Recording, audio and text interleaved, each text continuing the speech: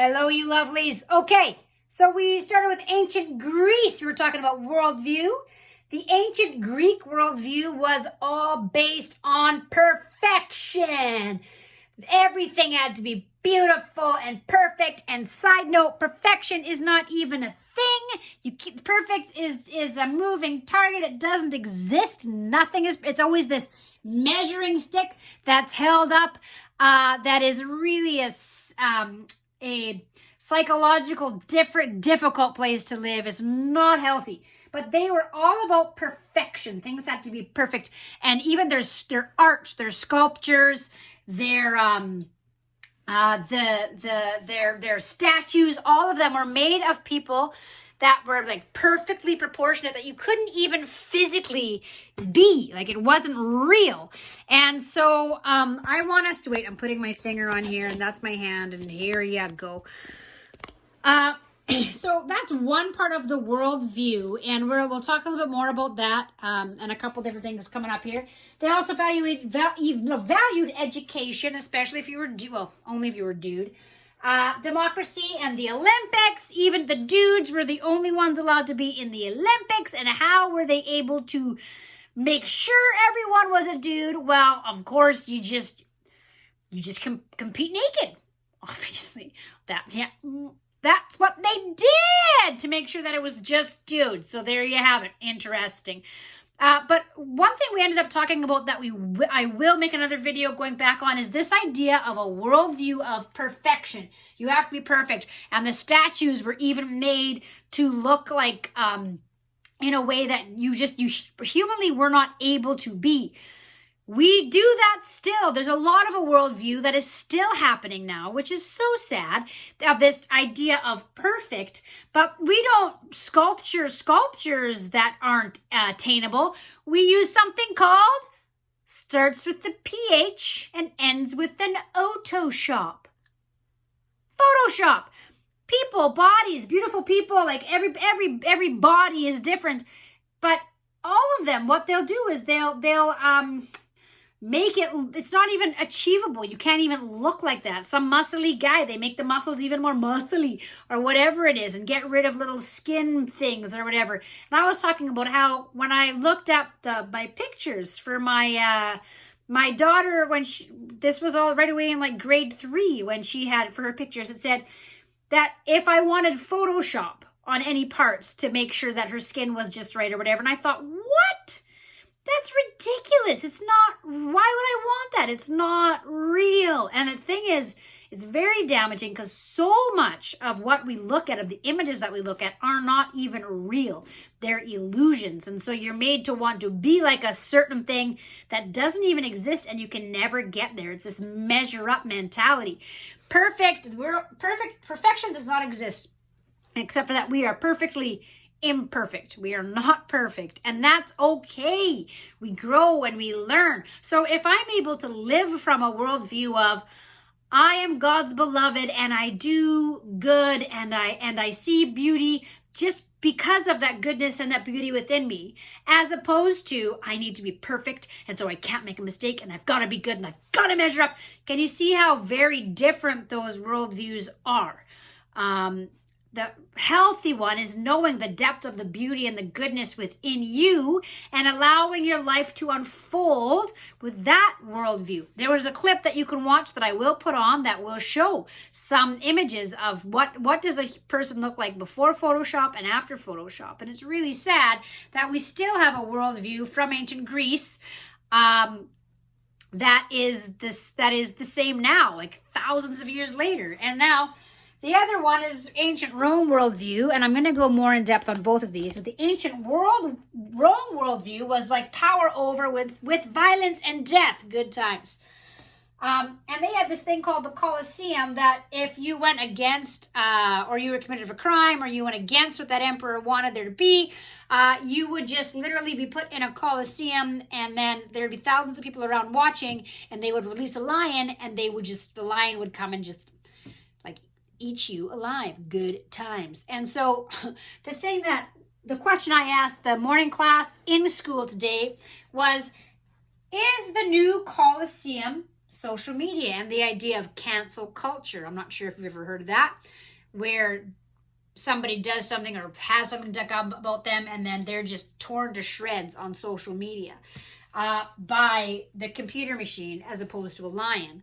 But are we doing the same thing? A culture all based on fear, using social media to rip apart a person that sees something differently, or whatever it may be. It's a really interesting concept. So there's going to be a question for you to answer and post your answer online that has to do with this idea of, are we still in a worldview of perfect, and what does that do? That's in social media as well. That has the same thing to do with it.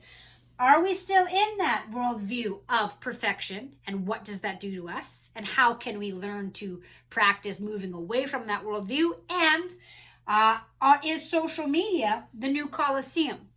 That is going to be the other part of that question. However, I'm getting ahead of myself. Backtracking to ancient Greece. Now, a society, to look at a culture, you can tell a lot about them by their art and by their plays and by their music. And so ancient Greece, was like the birth of the actor. So they would write these plays that would be for the god of Dionysus, and they would be spoken by a group of people, a chorus of people. Anybody who has sung in a choir, that's where that word comes from. And they would speak about their life at the time and what ended up. So an actor can also be known as a thespian. What happened is one time they were reciting a play from Thespis, and that he had the idea to have one person step out and speak a line on their own and then go back into the chorus. Thus, the birth of the actor, or thespian. Anyway, so their plays at the time were very gory, quite like, they had this belief in oracles and soothsayers, and you could never escape your destiny no matter how hard you tried. And the play I talked about was Oedipus the King, or Oedipus Rex. And it's the story of this, the dad ends up learning that his son is going to murder him, and that his son is then, is going to marry his mom. And all of this horrible stuff. And he's like, ah! And so he ends up throwing this kid away, but this kid gets adopted. It doesn't know he's adopted. Okay, kid goes to a soothsayer, an oracle, the teller of these futures. And the soothsayer says, oh, yes, I see you are going to murder your dad. And then later on, you're gonna marry your mom.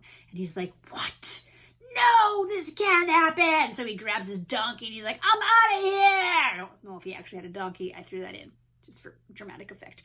And off he goes on his donkey. And while he's on his donkey, he's attacked on the road by this guy. And he's like, boom, boom, boom, boom, boom, boom. And he kills the guy. And he's like, thank God I got away. And he goes to this land and he falls in love with this slightly older woman. Remember that Oedipus does not know that he is adopted. Anywho, he falls in love with this woman and has babies with this woman, and then later on discovers that he is, in fact, adopted. And so the guy he kills on the road is his dad. Good times. And then the slightly older woman that he marries, turns out to be his mom, so that's fun. So the moral of the story, and then he totally loses it and he rips out his eyes, and that's the lovely clip I'm going to show you. Good times, if you want to take a look at to see this dark Oedipus the King story. They would have done it in masks. Anyway, that's the end of the story, and the whole idea is like, no matter how you try, you're not going to escape your destiny. So that's kind of bleak. But anyway, so they would have done the plays. They would have made big theaters into hillsides, and so that people could watch. And then they would make these masks that were like this so that their voices sounded louder, and have these huge gestures so that they could tell who was talking, because you couldn't do a close-up of somebody's face. Camera 1, camera 2. They had to have the big gestures, and so the language is really rich. And everything is described to a T, but you can learn a lot about their culture from their plays. So there's a little intro. Then you're going to read your textbook on ancient Greece, and I am going to put on my question for you that you will take a picture to hand in about the idea of the worldview of perfection and the worldview of social media, of the of Romans power over and the Colosseums of social media, and get some of your thoughts on that. So there's your one video. There'll be another one coming down the pipes.